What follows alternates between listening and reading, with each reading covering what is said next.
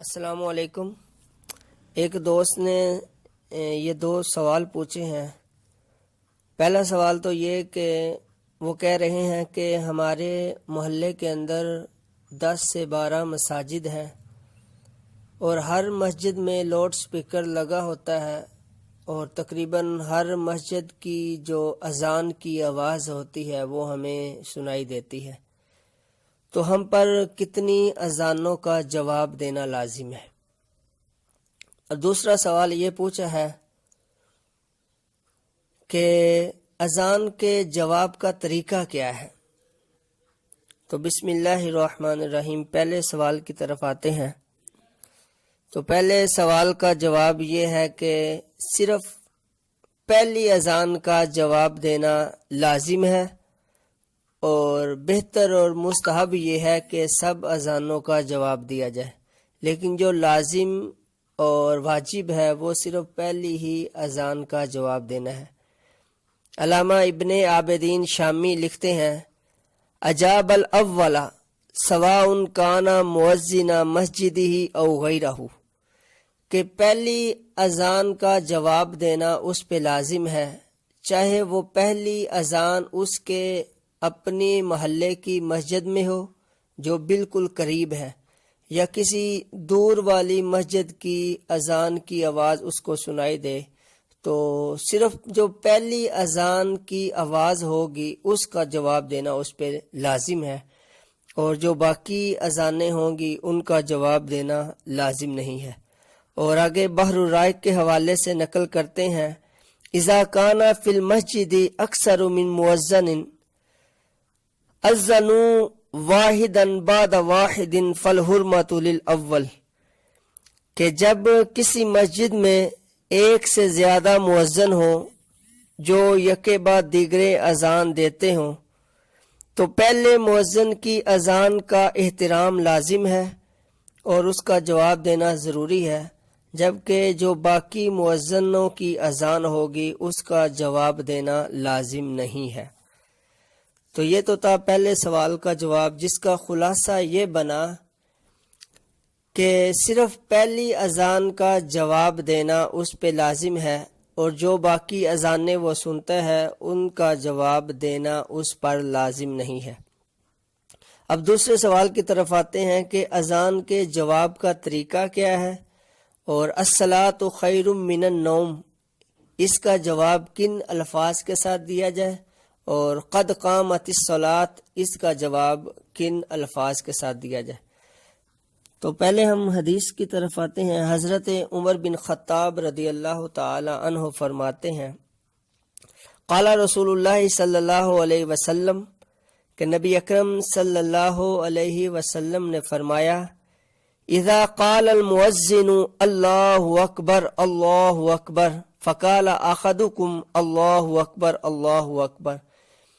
جب مؤذن اللہ اکبر کہے تو جو اس اذان کو سننے والا ہے اس پہ لازم ہے کہ وہ بھی اللہ اکبر کہے۔ ثم قال اشہد ان لا الہ الا اللہ، قال اشہد ان لا الہ الا اللہ، مؤذن اشہد ان لا الہ الا اللہ پڑھے، اور جو سننے والا ہے وہ بھی اشہد ان لا الہ الا اللہ پڑھے۔ ثم قال اشہد ان محمد رسول اللہ، قال اشہد ان محمد رسول اللہ، پھر جب مؤذن اشہد ان محمد رسول اللہ پڑھے تو جو سننے والا ہے سامع ہے اس پر بھی لازم ہے کہ وہ بھی اشہد ان محمد رسول اللہ پڑھے۔ پھر نبی علیہ السلام نے فرمایا، ثم قال حی علی الصلاۃ، تو جب مؤذن حی علی الصلاۃ کہے، قال تو جو سننے والا ہے وہ کہے لا حول ولا قوت الا باللہ، اور اسی طرح جب وہ دوسری مرتبہ حی علی الصلاۃ کہے تو پھر لا حول ولا قوت الا باللہ پڑھے۔ ثم قال حی علی الفلاح، پھر جب وہ حی علی الفلاح کہے تو لا حول ولا قوت الا باللہ، تو سننے والا لا حول ولا قوت الا کہے گا۔ ثم قال اللہ اکبر اللہ اکبر، پھر اللہ اکبر کا جواب اللہ اکبر کے ساتھ ہی دیا جائے گا۔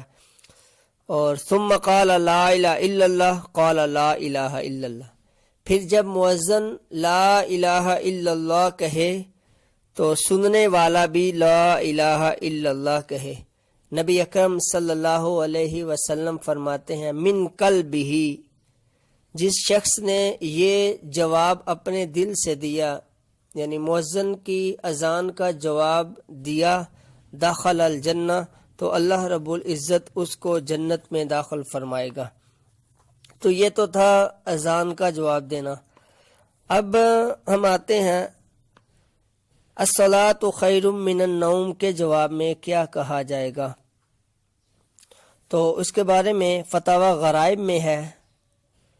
اور محیط میں علامہ سرخسی کے حوالے سے لکھا ہے۔ وہ فرماتے ہیں کہ جب مؤذن الصلاۃ خیر من النوم کہے تو سننے والا اس کی مثل نہیں کہے گا، بلکہ کہے صدقتا و بررتا، تو نے سچ کہا اور تو اس سے بری ہے۔ اور اسی طرح جب مؤذن قد قامت الصلاۃ کہے اقامت کے وقت، تو جو سننے والا ہے اس وقت وہ کہے گا اقامہ اللہ و ادامہ، اللہ تجھے قائم رکھے اور تجھے ہمیشہ رکھے۔ تو یہ تو دونوں سوالوں کا خلاصہ ہے۔ دوسرے سوال کا خلاصہ یہ بنا کہ اذان کے الفاظ کا بالکل اسی طرح جواب دیا جائے گا، صرف لا حول ولا قوت یہ کہا جائے گا حی علی الصلاۃ اور حی علی الفلاح کے جواب میں، اور الصلاۃ خیر من النوم کے جواب میں کہا جائے گا قد صدقتا و بررتا، اور اسی طرح قد